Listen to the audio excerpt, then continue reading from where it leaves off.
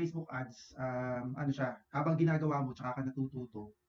Pero mabilis kasi magbago ng ano si Facebook. Laging merong bago, merong bago sa interface, kaya mahalaga, madalas mo siyang ginagamit hangga't maaari. So, ayun. Ang background ko pala sa Facebook ads, more on sa mga tangible products na binebenta sa mga dropshipping stores. Kaya ang experience ko sa more on sa sales campaigns. So sa sales campaigns, ang kailangan usually namin na ginagawa, testing muna. So magre-ready kami ng identify siguro yung identify ng target audience, yan, depende kung anong products yung i-advertise, tapos naka-ready yung creatives. So yung creatives, ano siya, usually limang visuals, so videos or images or combination ng videos at saka images, at 5 sets ng ad copy. So ad copy, meron siyang primary text, meron siyang headline, or minsan meron din description. Ayun na, so far yun ang ano, bali, nakita mo naman yung screen na sinishare ko. Kita siya? Okay, sige. So start na tayo. Ito yung bali sa Facebook ads, meron tayong parang 3 levels. So sa setup ng campaign, magsimula tayo sa campaign level. Pagkatapos natin ma-set up yung campaign level, punta tayo sa ad set level or ad sets level. Pagkatapos yan, yung final level ay yung ads. So dito sa ads, yan, paano siya ng paano? Pa-specific yung details sa ads habang dumadating ka dun sa third level. Ayun. Pwede kang magbasa pag kung gusto mo may tanong or clarifications. Magano ka lang kahit in between sa paliwanag. So ito yung interface ng Facebook ads. Ang una nating paggagawa tayo ng ads, ang unang pipindutin natin or kiklik ay yung create. So ito yung create button. Yung green na yan. So click natin. Dito, yan, makikita mo, meron tayong iba-ibang campaign objective. Ito yung una natin gagawin. Magpipili tayo dito. So since yung example natin ngayon ay sales campaign, so meron dito sales. So ang target natin pag sales campaign, syempre, makakuha tayo ng customers na ready bumili nung ibinebenta natin. So para inuutusan natin si Facebook, okay, Facebook, ihanap mo ako ng mga bibili nitong item or items na ibebenta ko. So makikita mo meron dito promotion, leads, engagement, traffic, at awareness. Personally, ang usual na ginagamit ko lang dito ay yan, una-una sales. Tapos sunod leads, sunod engagement. Yan lang yung usual na ginagamit ko. Minsan-minsan may traffic, pero itong promotion hindi ko pa siya or yung awareness. So dito lang tayo sa sales, yung example natin ngayon. So click natin yung sales, campaign objective. Yan, nakalagay naman pala dito, find people likely to purchase your product or service. Yan yung utos natin kay Facebook. So click continue. Tapos, syempre, wag natin muna agad-agad ikukunin yung suggestion ni Facebook unless matagal tayo nagrarun ng ads and gusto natin testing. Ito muna tayo, manual sales campaign setup. So click yon, then continue. Hintayin lang tayo konti. Yan. Ngayon, nandito tayo sa campaign level. Dito, usually, pag sa dropshipping kasi, naglalagay kami ng, halimbawa lang, kasi iba-iba rin naman ng diskarte yung bawat dropshipping store. Pero kami, kung sa pagkaalala ko yan, lalagay namin yung date. So, ano din ngayon? 26 Feb. Tapos, ano yung product na inaano namin, na ina-advertise. Halimbawa, women's shoes. Yan. Para to sa para sa monitoring purposes yan. Tapos dito nilalagay na rin namin kung ito medyo malalim na pero ilalagay ko pa rin. Usually kasi nilalagay namin dito yung target ROAS or target return on ad spend para may guide. So, nilalagay namin ROAS, halimbawa sabihin natin 2.5, halimbawa ganyan target Pero for later on maintindihan mo rin to. So yan, review na natin dito, wala naman masyado. Okay, campaign objective, tama naman. Okay. So kapag ito, quick ano lang, kapag ito in-on natin, ibig sabihin yung budget nilalagay natin sa campaign. Pero this time, ang budget ilalagay muna natin. Kapag naka-off to, automatically, ang ginagawa ni Facebook, yung budget nilalagay niya sa ad set. So ngayon, hayaan lang natin. Wala tayong babaguhin dito. Click next tayo. Ayun. Dito naman, ang ilalagay namin sa ad set team, kasi ang gagawin mo dyan, ang ilalagay mo ng mga name, syempre, kung ano yung makakapag-remind sa'yo kaagad-agad, kung ano ba yung tinatarget mo, ano yung tungkol saan yung ad set or tungkol saan yung campaign. So dito natin nilagay kung tungkol saan yung campaign. Dito naman tungkol saan yung ad set. So usually dito, halimbawa target natin, sabihin natin Philippines. So PH lagay natin. Target country, tapos target age natin, target na gender. So all gender.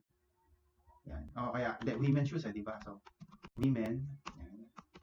Target lang natin women. Tapos 18 and above. Kasi pag testing usually broad eh. So 18 and above, tapos kung ano yung interest, sabihin natin yan. Shoes, syempre. Women's shoes yung binibenta natin. So yan na yung pinaka natin. Tapos dito, website, syempre. Dediretso na natin dun sa landing page na website. Teka dito, mag-isip ako ng sample, Teka.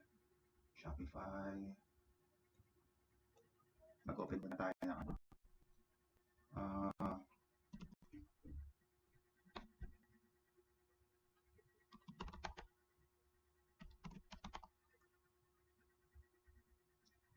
i-record ko lang yung website na, ayun, ito yung, isa sa mga kliyenteng sa website ng kliyente ko to.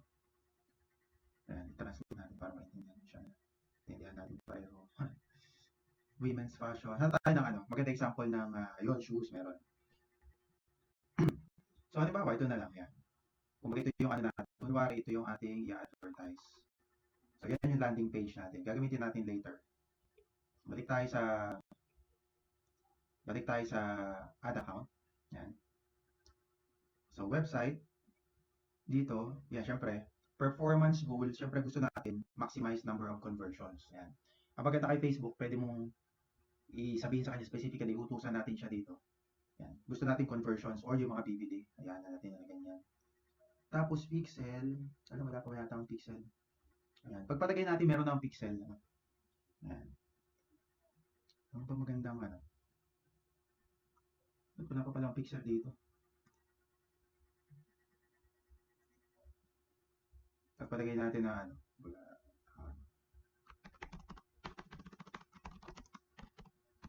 kunwari lang meron ng pixel. Sabihin natin given meron ng pixel. Kunwari ito.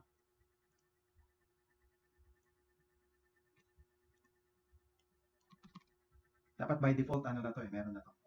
Yan. Okay. Next.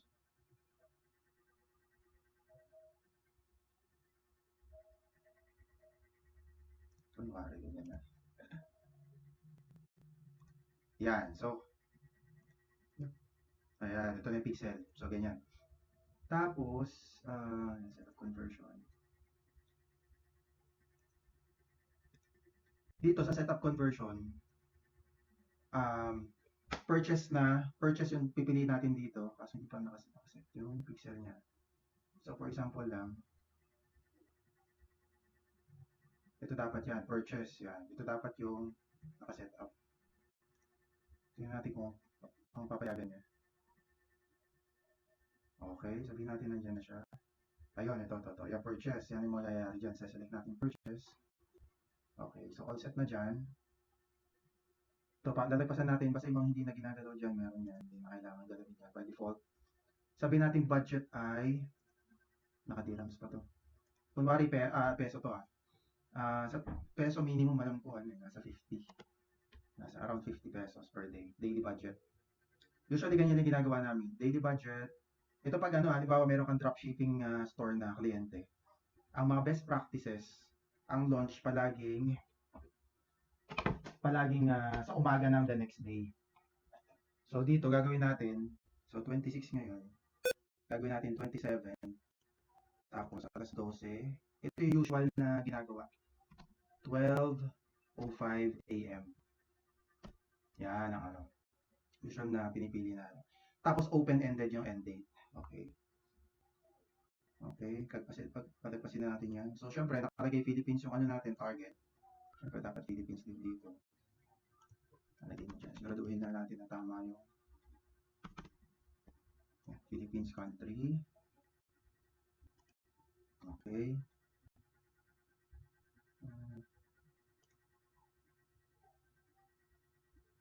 Here's original audience. Dapat customize natin yung audience sa title.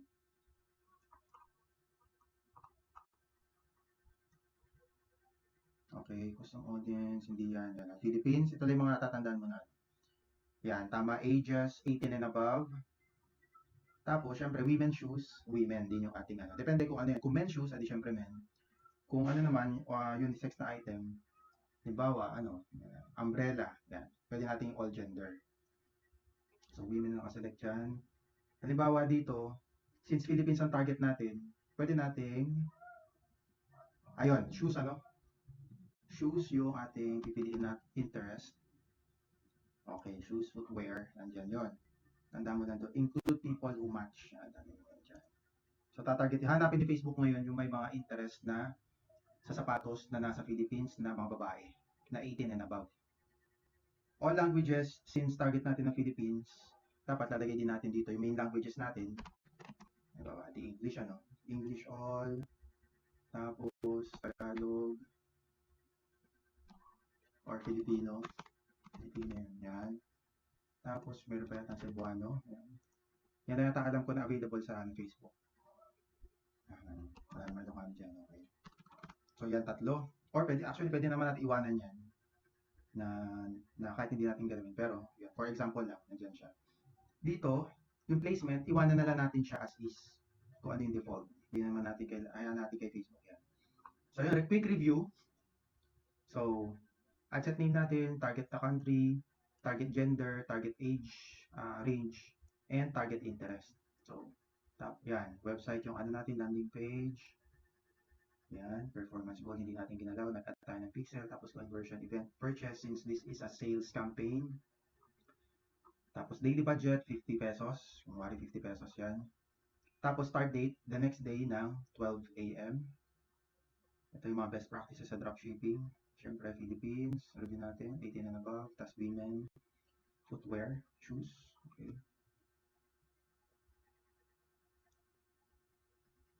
And languages, okay. Next na tayo, okay na. Next. Okay, dito na natin i-upload yung mga visuals natin, yung mga creatives natin, visuals and texts. Lagay natin dito, ano, video 1, vid 1. Yan, kunwari ito yung page natin, ano. Papalo. Yan lang, okay. Ito, iiwanan na natin lahat yan. Ayan, siguraduhin natin naka-single image or video siya. Iwanan na natin naka-default yung mga. Ngayon, uploading na tayo ng media. No? So, unang example natin video, may naka-ready naman na ako dito. Upload tayo. Mag-upload tayo dyan. Click upload. So, i-call natin. Add media. Siyempre, video. This time. Upload.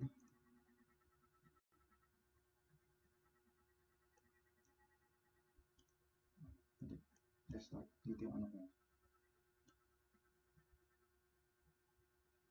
Dito siya.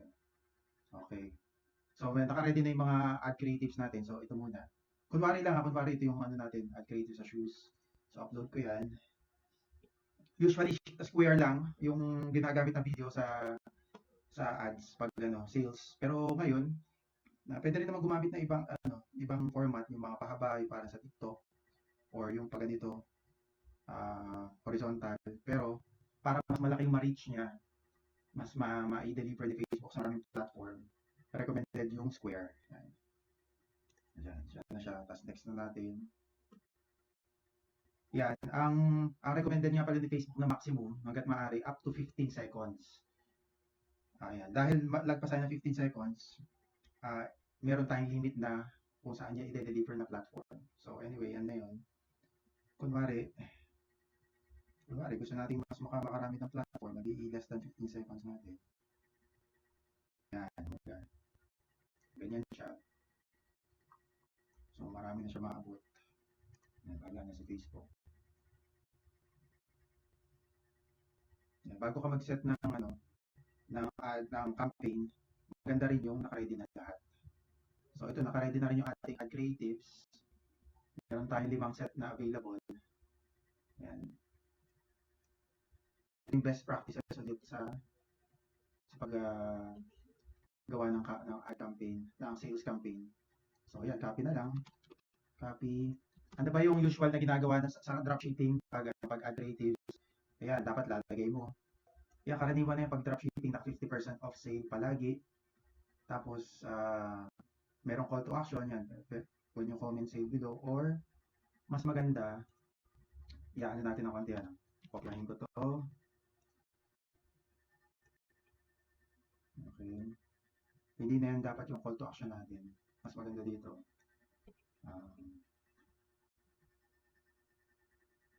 Nasa na yung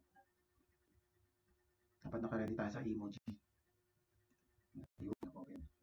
So, dito lagi ako kumukuha ng emoji. Yan, yung nakatulong yan. Tapos, ganyan mo lang siya. Tapos, yung link ngayon yung link ng page, ng landing page. So, ito yung landing page natin. Example ito. Yan. Para mapaiksi natin, pwede naman yan tanggalin ng HTTPS. Link pa rin siya. Diba? Ganyan, no? So, yan yung una. Since nasa testing tayo, limang visuals or combination of videos and images at limang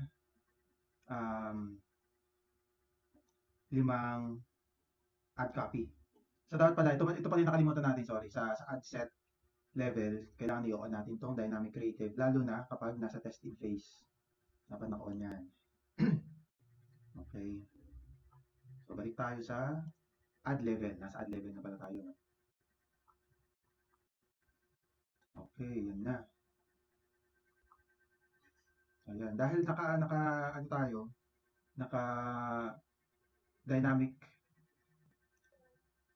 naka-dynamic creative tayo, pwede tayo mag-enter na mag-testing ng up to 10 creatives dito. Pero sa case na to, gagawin lang natin siyang 5. Yan, 5. Dilimahin na natin. So, mag-a-add tayo ngayon ng isa pang video. Select video natin. Tapos, upload. Ito isa, try natin yan. Okay. Dapat siguraduhin mo nakaselect siya. Yan, processing pala.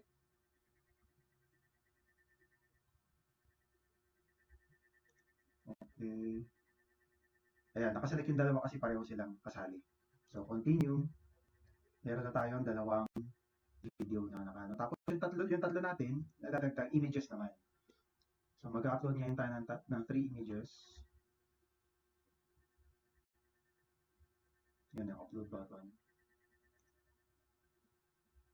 Yan, ito naman yung ating 3 images na gagamitin para sa sample. Okay.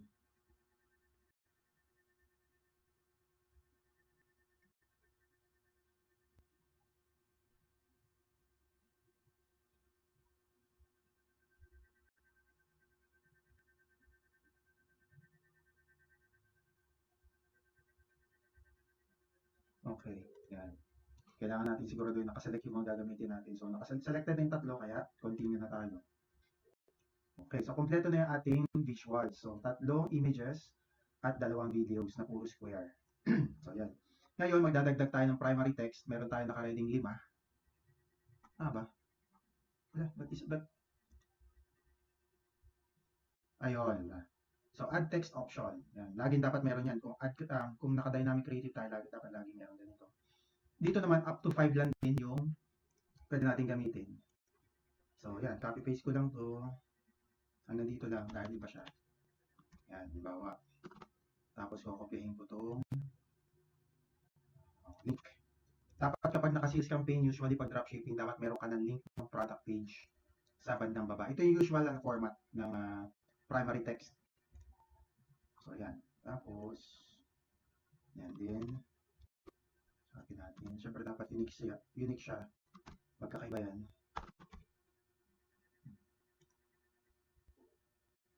Ito tayo sa pang-apat. Ganyan, no?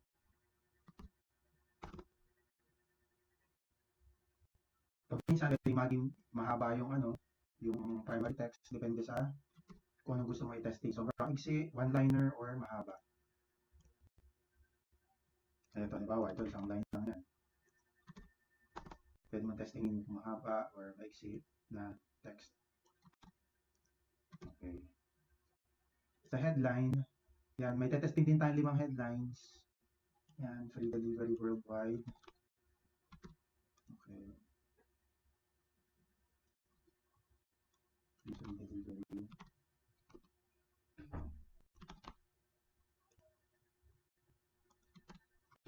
Ganito lang talaga yung trabaho ng pag naging Facebook Ads Manager. Ganito lang yung trabaho. Maghihintay ka na lang ng creatives from mga graphic designers and video editors. Basta ikaw na yung magdo-launch. Ikaw na yung magagawa nito. So yan, meron tayong 5 primary text.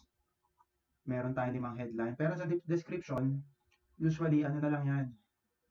Sabihin natin yan.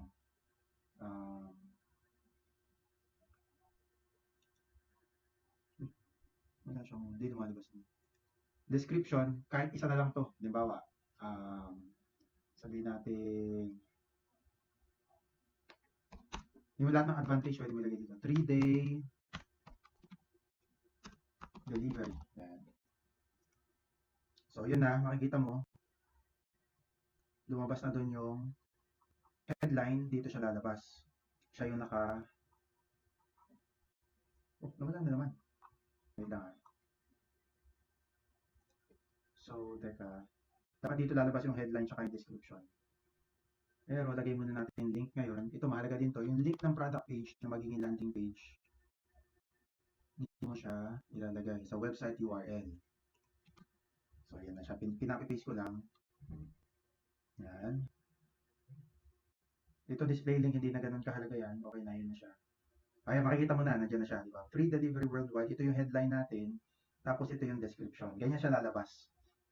Itong description tsaka headline, kailangan maikli lang yan. Pinakamahaba na siguro 3 words. Hindi natin pwedeng pahabain yung katulad nitong primary text. Ayan. Call to action, syempre pag sales campaign, ang dapat ilalagay talaga yan, shop now. Yan talaga yung pinaka mabisang call to action. So, pipiliin natin. Lagi natin siguraduhin na naka-shop now siya. Shop now. Ayan. Okay. So, basically, ganito itsura niya pag lumabas na as Facebook ad. Ngayon, titignan natin. Yan na yung kabuuan niya. No? So, meron siyang nandito na yung primary text. Nandun yung link. Ito yung add image. Ito na yung headline. Ito na yung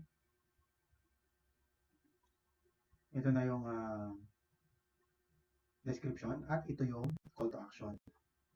Tingnan natin mga ano natin. Preview. Hindi yan. Hindi pa. So, ayan. Preview. Tingnan natin kung okay natin yan.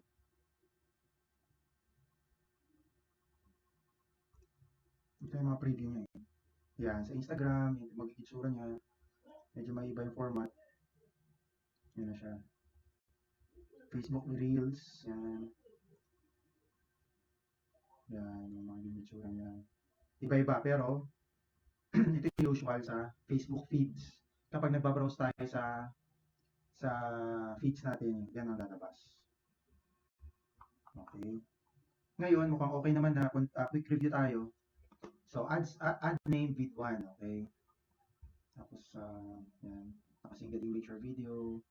Meron tayong 5 add visuals. 3 images at 2 videos. Tapos, meron tayong 5 primary text. Okay. Meron tayong 5 headline. At meron tayong isang description. Nandun siya nakalagay. At syempre, mahalaga website URL na valid. So, pag kinlik na yung shop now, pag kinlik nila, dito sila didiretso. Yan. Sa product page. Pwede na sila umorder dyan. Mag-add to cart dyan. Okay. So, yan na siya. Ang mangyayari dito, try nga natin publish. Hindi ko sigurado kung mapapublish na to.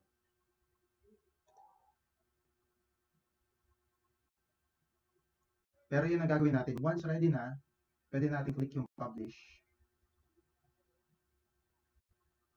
Publishing na siya. Okay, somehow tinanggap ni Facebook. Pero syempre ayoko maging live. Kaya i-off natin. Okay. Off ko lang para sure na para safe. Off ko siya. Pero diretso tayo. Balik tayo sa ad set level.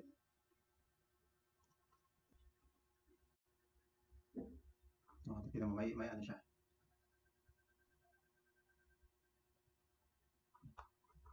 I-ignore lang natin yan. So, ito yung ano, so nakapag ano na tayo. Nakapag-set na tayo ng unang ad. Ngayon, ang gagawin natin, since nasa testing phase tayo, kailangan natin magdagdag ng interest.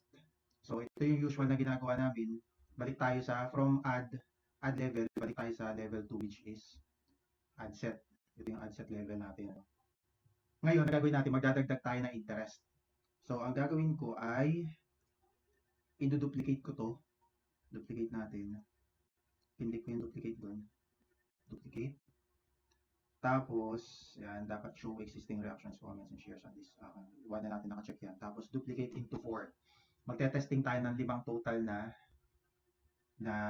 ad set target. So, duplicate.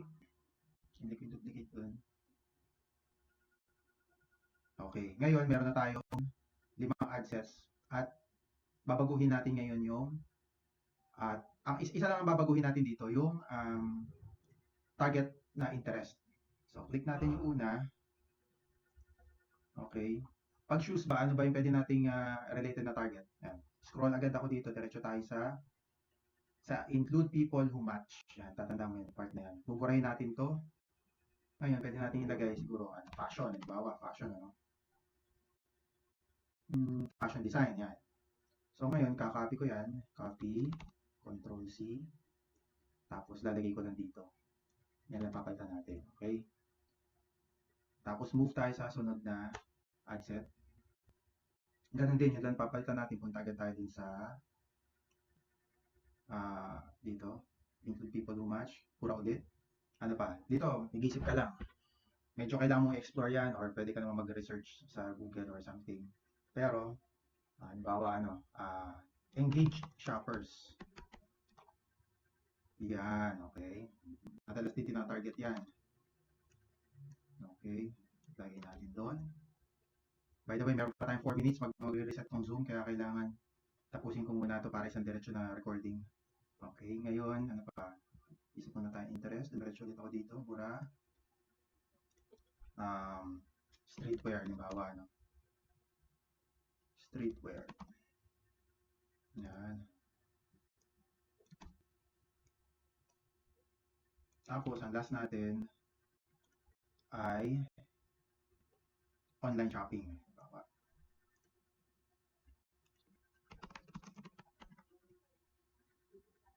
Online shopping, siguro di mo na interest yung pipiliin mo na online. Kasi may online shopping na employer, pero tayo interest tayo. Okay, yan na. So, kapag ready na, ang best na gawin dyan, i-X natin dito, close natin. Tapos, review and publish. So, pag kinlik natin ito, mag-open ulit na window dito para confirm yung mga ginawa natin bagong ad set. So, publish yan. Pag click natin ng publish, ready na. Magra-run na yung ating campaign. So, quick review sa ating campaign, sa ating ad sets. So, makikita mo, ito yung mga ite-testing natin na interests. So, meron tayong shoes, meron engaged shoppers, fashion design, online shopping, and streetwear. Pwede rin, halimbawa, pwede rin natin gawin, ginagawa rin namin ito minsan, lalo na pala ngayon, Sa halip na mag-set ka ng target, specific target, pwede mo rin siyang wala ng target. Broad targeting ang tawag dyan. Yan. Tatanggalin natin ito. Lalagyan natin ng no target, halimbawa. Yan. Pwede rin yan. Hayaan mo si Facebook maghanap ng bibili ng item. So, yun. Yun na. Yun na yung ano, basically yun na yung ating paglo-launch ng campaign. So, ready na siya. At ang nakikita mo dito, nandito yung budget. Nandito yung budget. 50 per ad set yung budget natin. Meron pa tayong 1 minute. So, ang gagawin ni Facebook dito, ngayon, magko-compete itong mga target natin kung kung ano dito yung pinaka high performing. Syempre, makikita natin dyan sa results. Usually results or dito sa ano natin, sa mga indicators. Cost per result, yan. Yan, titingnan natin kung kapag hindi maganda yung performance, syempre, i-off natin. Yan, ad set is off. Usually, kapag maganda yung performance, dadagdag tayo ng budget. Pwede nating edit yan. Wow, dadagdagan natin, gagawin natin 75. Yan. Tapos save natin yan. Ganun. Ngayon, teka lang, putulin ko muna yung call tapos mag-send ulit ako ng link kasi mauubos na. Less than 1 minute na lang tayo. Wait lang.